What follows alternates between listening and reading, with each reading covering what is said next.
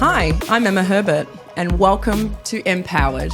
Before we kick off, I'd like to acknowledge and pay my respects to the past, present, and future traditional custodians and elders of this nation and their continuation of cultural, spiritual, and educational practices of both Aboriginal and Torres Strait Islander peoples. I'd like to further acknowledge the land on which we work here, and that's the land of the Turrbal and Yagara peoples. My name's Emma Herbert. I'm many things. In this land, I am the Chief of Happiness here at Red.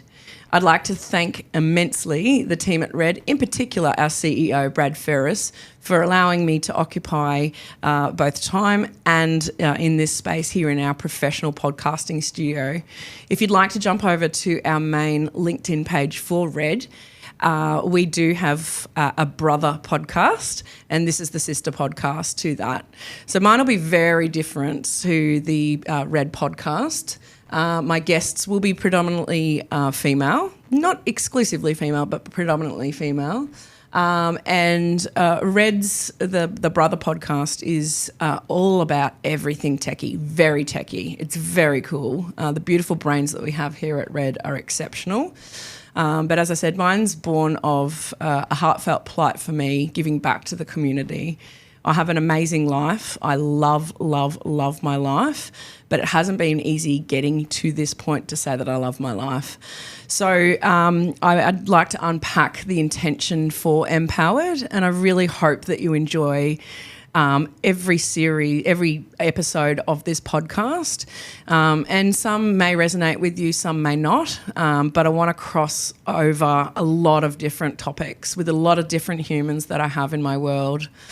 So let's get into it with a bit of an introduction and an intention of what Empowered will be about. As I said, my name is Emma Herbert. I have a very unhealthy obsession with coriander. Sorry, not sorry. I'm nicknamed Mrs. Sparkles, both for my aesthetics and my attire, but also to my attitude to life. I am very loud. In fact, the loudest human at Red. That's constantly a shh, Emma. But I've had that all my life, and they can just suck it up. But with that loud comes a tremendous amount of love as well. I've got the kindness of Alan and Oprah, the absolute sass of Pink, and the confidence of Beyonce. But sadly, I don't yet share their bank account size. At the end of the day, we all have a story to tell, and we all have a story that we need to hear. Your story is going to save a soul or make a soul shine. And for this reason, Empowered was born. Be it your career success, your fitness achievement, finding your personal balance with that elusive work-life balance, selling a business that you started from scratch decades ago, and the struggles that you had along the way to get you to that success. No matter how big or small, your story is going to save a soul. And I can guarantee that there is a queen out there right now who is struggling to stay above water and needs to hear what you have to say. If you had the cure to cancer, you would share it, right? So your cure is the story that you hold and the story that you're going to share. The struggle that you've overcome might be a struggle that another queen, either a little junior queen or an elder queen, is currently sinking in. And so we're going to share those on this platform here. You might be receiving the story and hearing it, or you might be sharing it. So either way, thank you in advance and welcome to Empowered. Here you're going to be surrounded in a safe space, an absolute safe space, no judgment is allowed, of a community of queens who have conquered their own world. I'm incredibly blessed to have a village of people in my corner who lead with love. They share their success tips, and this platform is for these stories.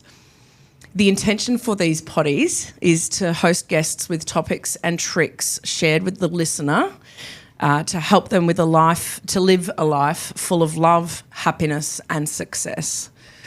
So come and be surrounded by queens who have walked your path and resonate with their stories. What do you know now that has helped your journey that you wished that you heard when you were younger? Because that's your story, and that's what goes into your toolbox for success, and that's what we're going to unpack. So today's queen is actually me, and I'm going to give you a really TLDR of what's to come. So I'm actually not going to unpack all of my stories today, but give you a bit of background as to who I am and where I've come from. I know I have a lot of followers who've been following me for some time and have probably privy to the shitstorm that was my life and is my life. It's not perfect, but it's imperfectly perfect. And I've been told that I need to write a book on some of the stories that I have, because it's almost like that can't be true, that can't happen, Emma. But it has, and it's made me who I am today. And some of the topics that I'll unpack later on is I'm very vocal with some of the trauma that I've faced in my life. And I've spent tens of thousands of dollars unpacking the therapy there. But if anyone needs to know my trauma and unpack that, I will tell you every ounce of detail, and I'm okay with that. In fact, I'm actually grateful for my trauma, which is an insane moment to come to in your life.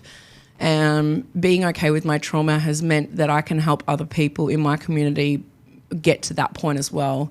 And every single day I strive to help people become happier, become more successful, to be more them, because I hadn't felt like me for a long time in my life. I had a late in life diagnosis for being ADHD, and again, I'm grateful for that diagnosis. But I had to refine myself. I had to repack my toolbox, because what I had in my toolbox prior doesn't fit me now. I am loud. I am too much. I am bright. I am colourful. I do hug strangers. I do connect on an empathic level that not a lot of people can do, and those are my gifts. However, when I was younger, I felt like a monster. I felt completely out of this world. I felt like I never fit. I was constantly in trouble at school, even though I would not be involved in the scuffle. They would pull me apart, and I'd be in the principal's office for talking too loud, being too much, being a nuisance. And sometimes I still get that in my work life, and that's okay. I don't take it on board. I know that I interrupt. I know that I'm disruptive. I know that I can start a conversation in my head and only give you the last 4 words of the conversation. But being imperfectly perfect, having that late in life diagnosis, unpacking my toolbox and repacking it means I really, really, really know who I am now. And I'm grateful for that. I choose happiness every day, because in the past I hadn't, because I didn't know who I was, whereas now I absolutely, with uncertainty, can tell you I know, with all certainty, not uncertainty. My brain works faster than my mouth can keep up. You'll get to know that. I know who I am, and I know my space, and I know that I am loved and loving, and I know that I can help other people. I have, with that empathetic lens, I have the ability to connect with people with neurodivergency, with massive PTSD trauma, with people tell me stories that I've just met them, and I just have this ability for people to feel safe in my space to just unload. And for these reasons, I'm so grateful, because prior to that diagnosis, I don't think I would understand how to have that power. So yeah, I am very loud. I do hug. I have to hold back from hugging a lot, but I'm very affectionate because I love that connection with people. But yeah, so previous to being happy in this space, after our firstborn, Raphael, was born, I had tremendous postnatal depression. Chris and I, my beautiful husband, who's also the GM at Red, and yes, we work daily, and yes, we don't kill each other. I'll unpack that a lot later. But we had our firstborn, and we were both running businesses, very successful businesses, and decided that I better hurry up and have babies, because I was 31 when I had Raphael. He's now 10. But back then I had insane postnatal depression, to the point that I almost took Raphael and myself out of this world. Chris didn't believe me. He probably didn't realise how crucial it was at that time. But I also, too, I didn't express it. I knew I wasn't struggling, but I didn't realise to the point that I was. I was an alcoholic. I was suicidal, and to the point that I almost took Raphael with me. But I have absolutely dug deep to be the woman I am now. We now have a beautiful second baby. Well, she's not a baby anymore. She's 5, and a sass queen. She'll be on this podcast before I know it. Her name's Willow, and she's incredible. But it took me a while to be okay with having that second baby. And then as life would have its journey, we couldn't fall pregnant or had miscarriages in between the two. So I'll unpack that a lot more later on. But I also, it was a juggle that I just shouldn't have signed up for. I should have asked for more help. I should have accepted support when I didn't. I shouldn't have been as stoic as I was. I shouldn't have been as fucking stubborn too. Sorry, the F-bomb. Apologies. That'll happen. But yeah, we've had businesses, we've had close to bankruptcy. We now have adult money, which is a beautiful thing.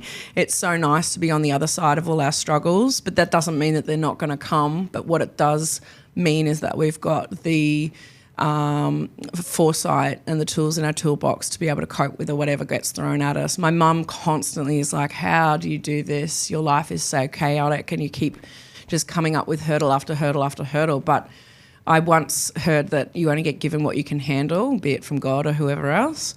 And I take it as a compliment, but some days it's like, okay, enough.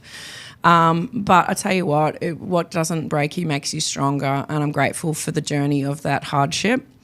But as I said before, I choose happiness every day, and that's not an easy feat. It's something that I genuinely choose to strive for. So whether it be in the mummy guilt of not being enough, not playing enough, not being creative enough, not doing crafts. I'm not a play on the floor kind of mum. I really struggle with that. But take them for a day out for, an adventure somewhere, sign me up. I choose for happiness in every component of my life, be it my mental safety, my mental boundaries and my mental health. I take a little white insurance pill every day, and I check in with myself very regularly. I will never not be on some sort of antidepressant. Right now it's the right fit for me. And I'm thrilled that I've got a really neutral baseline. My emotions are like a bipolar emotion. Without that is my highs are extremely high, but my lows are crashing down, complete opposite. So that little white insurance every day just allows me to have a really beautiful neutral baseline, and I'll never not be on that, and I really don't care. There's the stigma that I think is subsiding, and it's here to stay. So that's my story, that's my journey, and I'm sticking to it and loving it every day. In my marriage as well, we fight every day for happiness. It's not easy. We've been together, married for 12 years, together 17. But we choose each other every single day. We fight hard for our love, and it's not perfect. Some days I want to poke him in the eye with a blunt stick, but always we come back to being in love. I don't like him some days, but I'm always in love with him, and we always choose to come back to that baseline of being in love. Obviously, being in a business together, people thought we were mad doing it again. We've done it a number of times, and probably in the past not well. So again, what we didn't do well in the past, we've changed. But we're an absolute powerhouse team, and I believe that we're a massive asset to the business and the substantial growth that we're experiencing. And at the end of the day, it's because we choose that happiness. We love people, and we believe that they are the gift to our success of life and business. And we choose to be better for each other. We're probably harder on each other than anybody else in the organisation because we know what each other is capable of. And that solidarity of it's like having your best friend, and he is, and a comrade every day. You're putting your boots on to go into the trenches to fight for what's right for customers, for staff, and we're just constantly on the same page. So I love that. I love him. I love you, Chris. And I love our marriage. I'm so grateful. It's one of the proudest things in my life is that our longevity is quite rare nowadays. Like when we were all getting together at 25, it was like insane. We settled on our first house when we were 3 months in, which is just absurd looking back. And we've just sold that property, which was a bit emotional, but it's done us favours and it allowed us to buy the next and so on and so forth, and obviously businesses.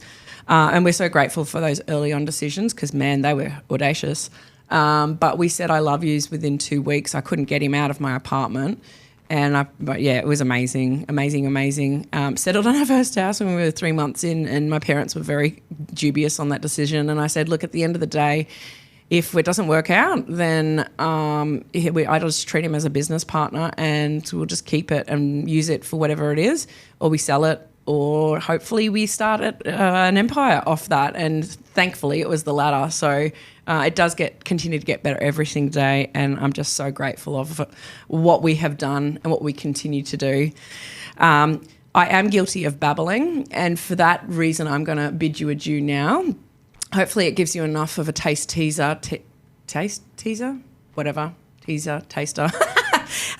enough to want you to come back for more and more and more. My guests, as I said, are plentiful, but they're across a range of different industries. Some will be tech-based, especially wicked queens in tech. Women in tech are amazing. So I've got some amazing guests, but then there's others as well who have insane stories to tell, and I'm just so excited to share these with you. So as I said, I'm going to cut this short. I hope you join me for this journey, and I can't wait to see where this leads us. But again, thank you. Goodbye. You are awesome. You're also loved, and you are safe. Welcome to Empowered. I'm Emma Herbert, the Chief of Happiness at Red, and I'm so excited to share this journey with you.